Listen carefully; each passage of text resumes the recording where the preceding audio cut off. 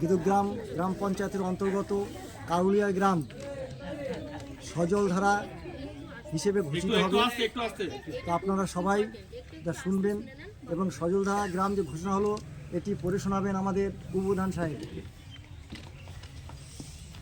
নমস্কার, সভাতে উপস্থিত সকল সদস্যদের ধন্যবাদ জানাই।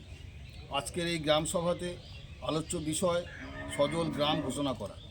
আমরা সকলেই জানি 2019 সালে মানবিক সরকার একটি প্রকল্প গ্রহণ করেছিলেন, যেটি জল জীবন মিশন নামে পরিচিত।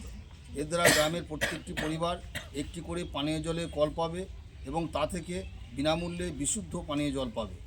এই লক্ষ্য নিয়ে কাজ শুরু হয়েছে আমাদের গীতগ্রাম গ্রাম পঞ্চায়েতের প্রত্যেকটি গ্রাম। তারই মধ্যে আমাদের পঞ্চায়েতের কারুলিয়া গ্রামটিকে ইতিমধ্যে প্রত্যেকটি পরিবারে পানীয় জলের সংযোগ করা হয়েছে এবং গ্রামটির মানুষজন এই পানীয় জল পেয়ে উপকৃত হচ্ছে। এছাড়া এখানকার প্রতিটি স্কুল, অঙ্গনওয়াড়ি কেন্দ্র সহ সমস্ত সরকারি প্রতিষ্ঠান পানীয় জলের সংযোগ দেওয়া হয়েছে।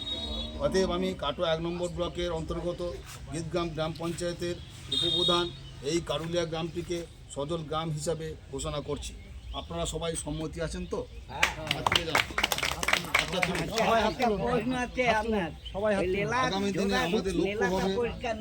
আগামী দিনে আমাদের লক্ষ্য হবে আমাদের পঞ্চায়েতের প্রত্যেকটা গ্রামকে যেন আমরা খুব তাড়াতাড়ি সজল গ্রাম হিসাবে ঘোষণা করতে পারি।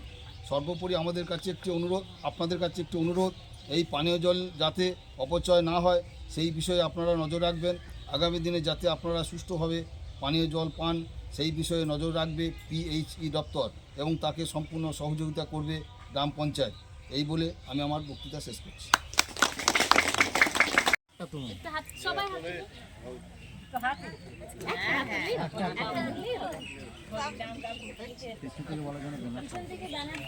ছবি